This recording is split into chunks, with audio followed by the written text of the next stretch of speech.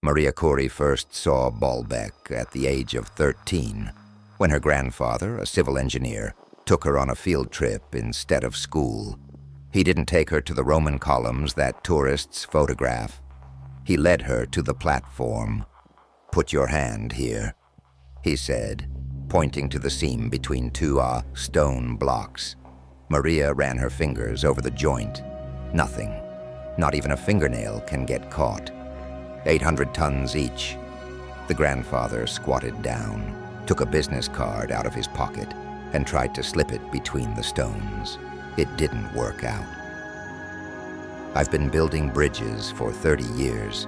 Do you know what it takes to lay 800 tons with such precision?" Maria shook her head. "I don't know either." 20 years later, Maria completed her PhD in structural engineering in Zurich.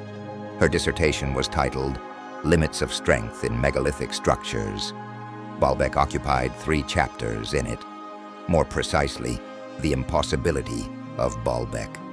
The problem wasn't that the stones were heavy. The problem was that they were too precise. In 2021, Maria returned to Lebanon with a team of 7 people and equipment worth an amount that the grant committee approved only because it did not understand what exactly she was going to do. The laser scanner recorded deviations in fractions of a millimeter.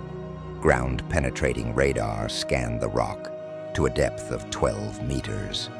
The spectrometer analyzed the chemical composition of the surface, looking for traces of instruments. But the main thing was the algorithm, not artificial intelligence in the layman's sense, not ChatGPT for archaeologists.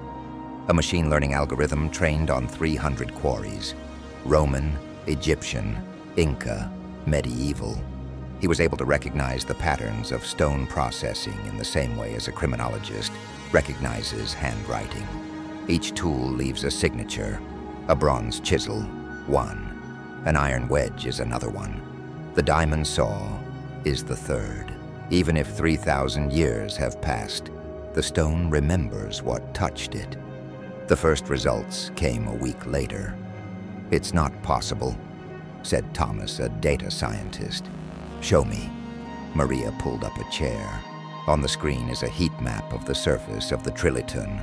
The colors indicated different types of processing: blue, hand tools, bronze or iron; green, abrasive treatment; red. "What is red?" "Exactly." Thomas enlarged the plot. "The algorithm cannot classify.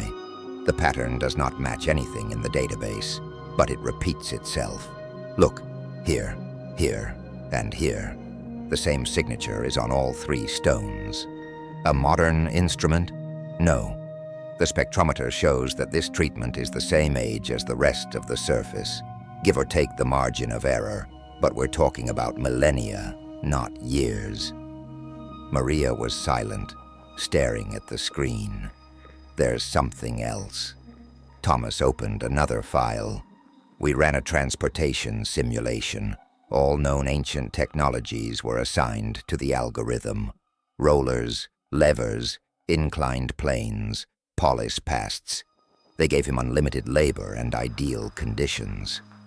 And none of the configurations are working. The physics don't add up. Either the ropes are breaking, or the skating rinks are breaking, or so many people are needed that they physically cannot fit around the stone. Increase the tolerances." I've increased it to the point of absurdity. I gave them steel cables and hydraulics. Only then did it work out. There was an unfinished stone in the quarry, half a kilometer from the platform. 1,650 tons of limestone, half carved out of the rock. Maria stood next to him at dawn, when there were no tourists yet. Tool marks covered the surface, parallel lines running with mechanical regularity. Why? She said it out loud, even though she was alone. No construction in Baalbek required a stone of this size. No construction in the world required it. It was redundant to the point of meaninglessness. If only, unless it was a test, not by construction, but by research. A question: How far can we go? Her phone vibrated. A message from Thomas. We need to talk, it's urgent. I ran across analysis with other megalithic monuments. Thomas looked like he hadn't slept. Giza, Stonehenge, Machu Picchu, Göbekli Tepe, 42 objects. And the pattern. Each large megalithic complex was built during a period of climatic instability. Not after, not before, but during. Göbekli Tepe is the end of the Ice Age. Stonehenge is a monument of the Bronze Age. Baalbek is the Roman climate optimum, right before the cold snap. A coincidence? That's what I thought too. But there is more. All these facilities were suddenly abandoned. Not a gradual decline, but an abrupt stop. The tools are abandoned. The work is not completed. As if it's like something happened. Yeah, and one more thing. Thomas paused. I asked the algorithm to predict when the next such period might occur. Maria felt a chill in her stomach. You shouldn't have done that. I know, but I did. And we're in it, right now. Maria's article was published in the Journal of Archaeological Science after 8 months of peer review. Half of the reviewers demanded to reject it. The other half could not refute the data. The headline was neutral. Analysis of stone processing methods in Baalbek using machine learning. Conclusions should be drawn cautiously, but the numbers spoke for themselves. The response was predictable.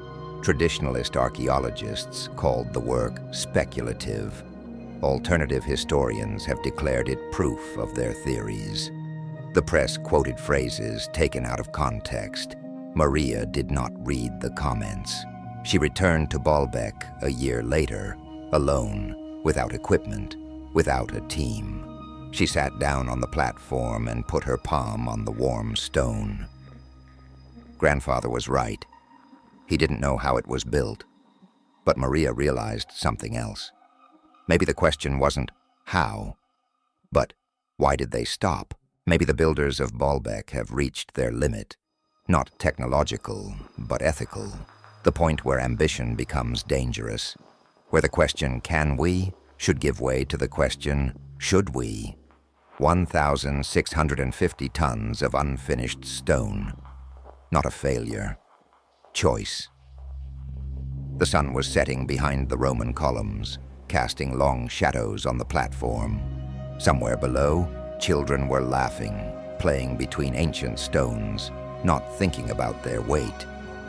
Maybe that's the right answer, Maria thought. To live next to the impossible without demanding explanations from him. The stones will outlive all our theories. Maybe that was the point. The epilogue. From Maria Curie's field diary, undated entry. My grandfather died last week. In the hospital, from old age and fatigue. Lebanon exhausted him, as it exhausted all of us. At the funeral, a cousin told a story.